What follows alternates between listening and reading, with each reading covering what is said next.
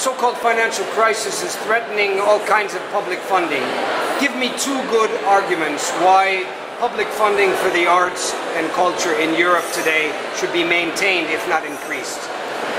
For me, can I speak in French? I think so, yes. Yes.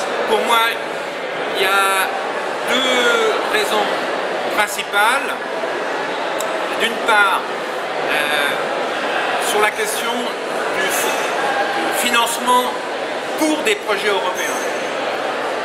Il me semble important que ce sont aussi les États membres qui doivent prendre une part très importante du financement européen parce que ce financement va permettre de consolider une idée européenne à partir de projets issus de pays membres où des acteurs culturels ont déjà travaillé.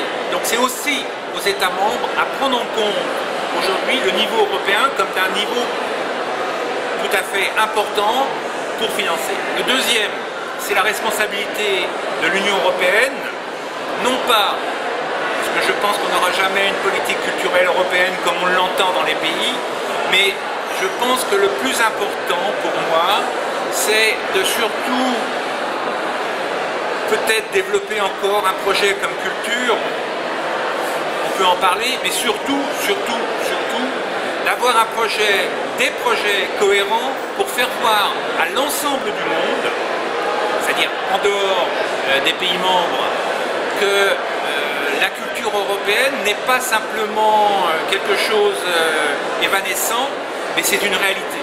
Par exemple,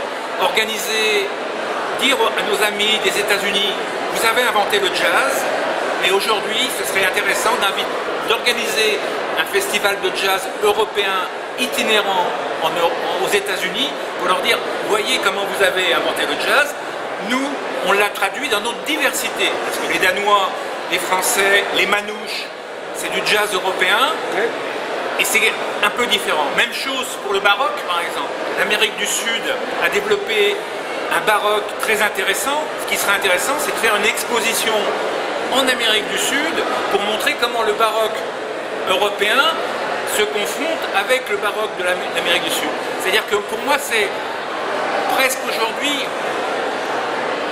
c'est important de faire voir aux autres comment dans d'autres diversités européennes, je suis dans une stratégie de puissance, de puissance européenne, et la puissance européenne, la civilisation européenne, elle existe, en partie c'est la culture, son histoire l'a montré, les cathédrales, les penseurs, ça vient de l'Europe ça.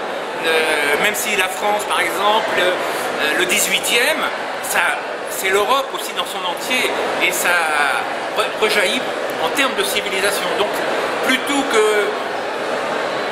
que d'aider, on est bien content. Mon travail, ça a été d'aider les professionnels à avoir de l'argent européen dans le cadre de culture. Et maintenant, je m'occupe d'un projet qui est là. On est très content de l'avoir. Mais c'est 200 projets par an. 500 millions d'habitants, 32 pays. Ça me semble plus important aujourd'hui de montrer à l'ensemble des autres continents comment notre diversité est importante et comment elle a un sens de civilisation, même si de temps en temps on peut voir des différences, mais c'est ce qui fait notre... voilà ce que je peux dire des deux raisons. Aider les projets à dominante de coopération dans chaque pays membre et que l'Union européenne s'intéresse beaucoup plus à faire voir la différence de notre culture à l'extérieur de l'Union européenne. Très bien. Merci.